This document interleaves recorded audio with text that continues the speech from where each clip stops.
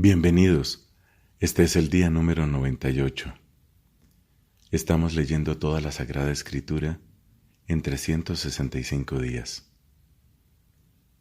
Es el Señor, con la gracia del Espíritu Santo, quien nos concede la perseverancia. Pidamos a Él que nos conceda también la capacidad de entender correctamente esta palabra según la mente de la Iglesia y llevarla a nuestra vida. En el nombre del Padre, y del Hijo, y del Espíritu Santo. Amén. Del libro del Deuteronomio, capítulo 24. Si un hombre se casa con una mujer, pero después le toma aversión, porque descubre en ella algo que le desagrada, y por eso escribe un acta de divorcio, se la entregará y la despedirá de su casa.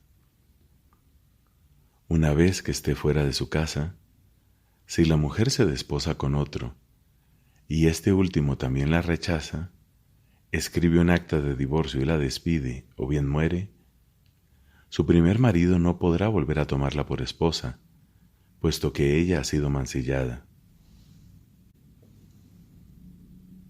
Esto sería abominable a los ojos del Señor, y tú no puedes manchar con un pecado la tierra que el Señor tu Dios te da en herencia. Si un hombre acaba de casarse, no saldrá a combatir, ni se le impondrá ninguna otra obligación.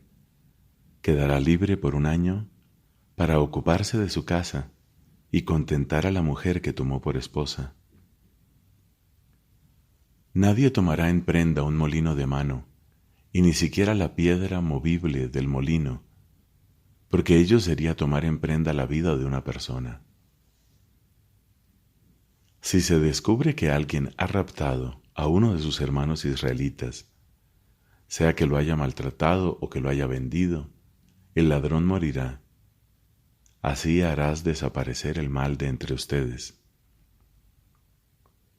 Cuando se produzcan casos de lepra, cuida muy bien de hacer exactamente lo que les indiquen los sacerdotes levitas. Pongan cuidado en practicar lo que yo les he mandado. Acuérdate de lo que el Señor tu Dios hizo con Miriam durante el viaje, después que ustedes salieron de Egipto. Si prestas algo a tu prójimo, no entres en su casa a retirar la prenda. Quédate afuera mientras el hombre a quien concediste el préstamo te trae la prenda. Y si es una persona de condición humilde, no vayas a dormir con su prenda. Se la entregarás al ponerse el sol, para que pueda acostarse con su ropa. Así él te bendecirá, y tú habrás realizado una obra de justicia a los ojos del Señor tu Dios. No explotarás al jornalero pobre y necesitado, ya sea uno de tus compatriotas o un extranjero que vive en alguna de las ciudades de tu país. Págale su jornal ese mismo día antes que se ponga el sol, porque él está necesitado y su vida depende de su jornal. Así no invocará al Señor contra ti y tú no te harás responsable de un pecado. Los padres no morirán por culpa de los hijos, ni los hijos por culpa de los padres. Cada cual morirá por su propio pecado. No conculcarás el derecho del extranjero o del huérfano, ni tomarás en prenda el vestido de la viuda. Recuerda que fuiste esclavo en Egipto y que el Señor tu Dios te rescató de allí. Por eso te ordeno obrar de esta manera. Cuando recojas la cosecha en tu campo, si olvidas en él una gavilla, no vuelvas a buscarla. Será para el extranjero, el huérfano y la viuda, a fin de que el Señor tu Dios te bendiga en todas tus empresas. Cuando sacudas tus olivos, no revisites después las ramas. El resto será para el extranjero, el huérfano y la viuda. Cuando recojas los racimos de tu viña, no vuelvas a buscar lo que haya quedado. Eso será para el extranjero, el huérfano y la viuda. Acuérdate siempre que fuiste esclavo en Egipto. Por eso te ordeno obrar de esta manera. Si entre dos hombres se produce un litigio y ellos acuden a la justicia, se los juzgará y se absolverá al inocente y se condenará al culpable. Si este último merece ser apaleado, el juez lo obligará a tenderse en el suelo y lo hará castigar en su presencia con un número de golpes proporcionados a su culpa. Podrá infligirle hasta 40 golpes, pero no más, no sea que castigándolo más de la cuenta, el castigo resulte excesivo y tu hermano quede envilecido a tus ojos. No pondrás bozal al buey que trilla. Si varios hermanos viven juntos y uno de ellos muere sin tener hijos, la mujer del difunto no se casará con un extraño. El hermano del difunto se unirá con ella y cumplirá con su deber de cuñado. El primogénito que de ella nazca perpetuará el nombre del hermano difunto y así su nombre no se borrará de Israel. Pero si el cuñado se niega a tomarla por esposa, ella subirá a la puerta de la ciudad donde están los ancianos y dirá: Mi cuñado se niega a perpetuar en Israel el nombre de su hermano y no está dispuesto a cumplir en mi favor sus deberes de cuñado. Entonces los ancianos de su ciudad llamarán a ese hombre y le pedirán una explicación. Si él persiste en su negativa diciendo no quiero casarme con ella, su cuñada se acercará a él en presencia de los ancianos, le quitará la sandalia del pie, lo escupirá en la cara y le dirá: Así se debe obrar con el hombre que no edifica la casa de su hermano. Y en adelante se lo apodará en Israel casa del descalzo. Si unos hombres se pelean y la mujer de uno de ellos, para librar a su marido de los golpes del otro, extiende la mano y lo toma por las partes genitales, deberás cortarle la mano sin tenerle compasión. No tendrás en tu bolsa 2 pesas, una liviana y otra pesada. No tendrás en tu casa 2 medidas, una grande y otra pequeña.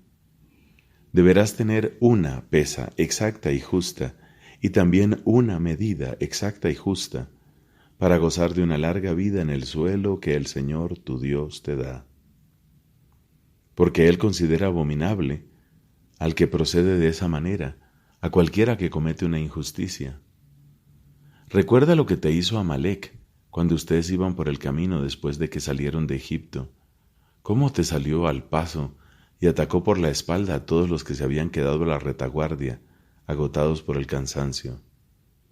Entonces tú estabas fatigado y sin fuerzas, pero él no tuvo temor de Dios. Por eso, cuando el Señor, tu Dios, te libre definitivamente de todos los enemigos que están a tu alrededor, en la tierra que Él te dará en herencia, borrarás de todas partes el recuerdo de Amalec. No lo olvides. Cuando entres en la tierra que el Señor tu Dios te da en herencia, cuando tomes posesión de ella y te establezcas allí, recogerás las primicias de todos los frutos que extraigas de la tierra que te da el Señor tu Dios. Las pondrás en una canasta y las llevarás al lugar elegido por el Señor tu Dios para constituirlo morada de su nombre. Entonces te presentarás al sacerdote que esté en funciones en aquellos días y le dirás: Yo declaro hoy ante el Señor tu Dios que he llegado a la tierra que Él nos dio, porque así lo había jurado a nuestros padres. El sacerdote tomará la canasta que tú le entregues, la depositará ante el altar, y tú pronunciarás estas palabras en presencia del Señor tu Dios. Mi padre era un arameo errante que bajó a Egipto y se refugió allí con unos pocos hombres, pero luego se convirtió en una nación grande, fuerte y numerosa. Los egipcios nos maltrataron, nos oprimieron y nos impusieron una dura servidumbre. Entonces pedimos auxilio al Señor, el Dios de nuestros padres, y Él escuchó nuestra voz. Él vio nuestra miseria, nuestro cansancio y nuestra opresión, y nos hizo salir de Egipto con el poder de su mano y la fuerza de su brazo, en medio de un gran terror de signos y prodigios. Él nos trajo a este lugar y nos dio esta tierra que emana leche y miel. Por eso, ofrezco ahora las primicias de los frutos del suelo que tú, Señor, me diste. Tú depositarás las primicias ante el Señor tu Dios y te postrarás ante el Señor tu Dios. Te postrarás delante de Él. Luego te regocijarás por todos los bienes que Él te concede, a ti y a tu casa, y también se alegrarán el levita y el extranjero que viven contigo. El tercer año, el año del diezmo, cuando tomes la 10ª parte de tus cosechas y se la des al levita, al extranjero, al huérfano y a la viuda, a fin de que ellos puedan comer en tus ciudades hasta saciarse, dirás en presencia del Señor tu Dios: yo saqué de mi casa lo que debía ser consagrado y se lo di al levita, al extranjero, al huérfano y a la viuda, conforme al mandamiento que tú me diste, sin quebrantar ni olvidar ninguno de tus preceptos. No comí nada de eso estando de duelo, no consumí nada en estado de impureza, ni lo ofrecí como alimento a un muerto. Obedecí la voz del Señor mi Dios, y obré en todo según lo que tú me ordenaste. Inclínate desde tu santa morada, desde lo alto del cielo, y bendice a tu pueblo Israel, y a la tierra que nos diste, esa tierra que emana leche y miel, como lo habías jurado a nuestros padres. Hoy el Señor tu Dios te ordena practicar estos preceptos y estas leyes. Obsérvalas y practícalas con todo tu corazón, con toda tu alma. Hoy tú le has hecho declarar al Señor que Él será tu Dios y que tú, por tu parte, seguirás sus caminos, observarás sus preceptos, sus mandamientos y sus leyes, y escucharás su voz. Y el Señor hoy te ha hecho declarar que tú serás el pueblo de su propiedad exclusiva como Él te lo ha prometido, y que tú observarás todos sus mandamientos. Él te hará superior en estima, en renombre y en gloria a todas las naciones que hizo, y serás un pueblo consagrado al Señor, como Él te lo ha prometido. Palabra de Dios, te alabamos, Señor. Salmo número 99. El Señor reina, tiemblan los pueblos, Él tiene su trono sobre los querubines, la tierra vacila. Grande es el Señor en Sión, Él se alza sobre todas las naciones. Alaben tu nombre grande y temible, santo es el Señor. Tú eres el Rey poderoso que ama la justicia, tú has establecido lo que es recto, tú ejerces sobre Jacob el derecho y la justicia. Glorifiquen al Señor nuestro Dios, adórenlo ante el estrado de sus pies. Santo es el Señor. Moisés y Aarón entre sus sacerdotes y Samuel entre los que invocaban su nombre, clamaban al Señor, y Él les respondía. Dios les hablaba desde la columna de nube, ellos observaban sus mandamientos y los preceptos que les había dado. Señor nuestro Dios, tú les respondías, tú eras para ellos un Dios indulgente, pero te vengabas de sus malas acciones. Glorifiquen al Señor nuestro Dios y adórenlo en su santa montaña. El Señor nuestro Dios es santo. Padre, te da gloria a tu Hijo en el Espíritu Santo, como era en el principio, ahora y siempre, por los siglos de los siglos. Amén. De los Hechos de los Apóstoles, capítulo 27, versículos del 1 al 26. Cuando se decidió que debíamos embarcarnos para Italia, confiaron a Pablo y a otros prisioneros a un centurión de la cohorte imperial llamado Julio. Subimos a bordo de un barco de Adramicio que se dirigía a las costas de Asia y zarpamos. Iba con nosotros Aristarco, un macedonio de Tesalónica. Al día siguiente llegamos a Sidón. Julio trató a Pablo con mucha consideración y le permitió ir a ver a sus amigos y ser atendido por ellos. De allí partimos y navegamos al resguardo de la isla de Chipre, porque soplaban vientos contrarios. Después, atravesando el mar de Cilicia y de Panfilia, llegamos a Mira de Licia. Allí, el centurión encontró un barco alejandrino que iba a zarpar rumbo a Italia y nos hizo embarcar en él. Durante varios días navegamos lentamente y a duras penas llegamos a la altura de Cnido. Como el viento era desfavorable, navegamos al resguardo de la isla de Creta, hacia el cabo Salmoné, y después de haberlo bordeado con gran dificultad, llegamos a un punto llamado Buenos Puertos, cerca de la ciudad de Lasea. Ya había transcurrido bastante tiempo y la navegación se hacía peligrosa porque había pasado la época del ayuno solemne. Entonces Pablo les advirtió: Amigos, veo que la navegación no podrá continuar sin riesgo y sin graves pérdidas, no solo para la carga y el barco, sino también para nuestras propias vidas.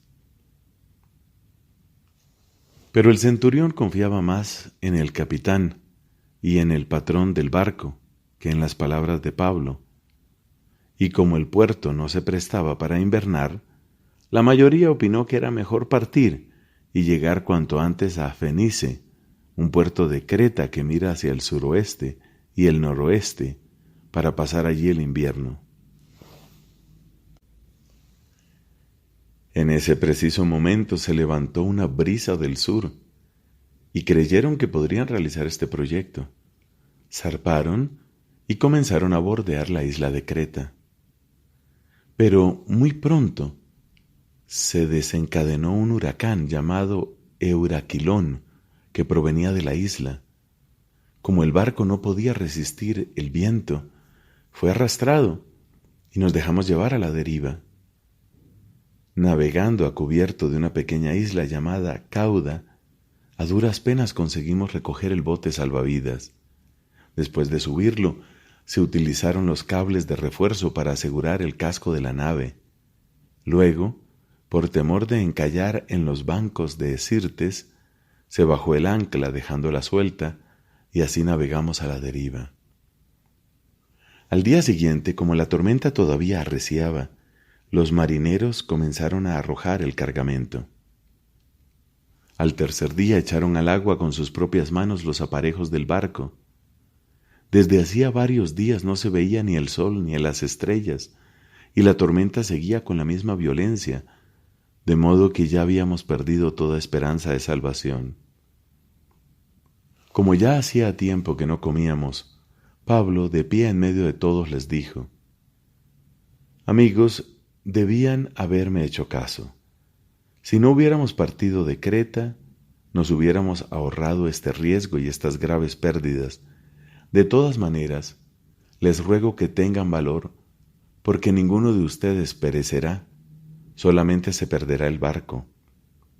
Esta noche se me apareció un ángel del Dios al que yo pertenezco y al que sirvo, y me dijo: No temas, Pablo, tú debes comparecer ante el emperador, y Dios te concede la vida de todos los que navegan contigo.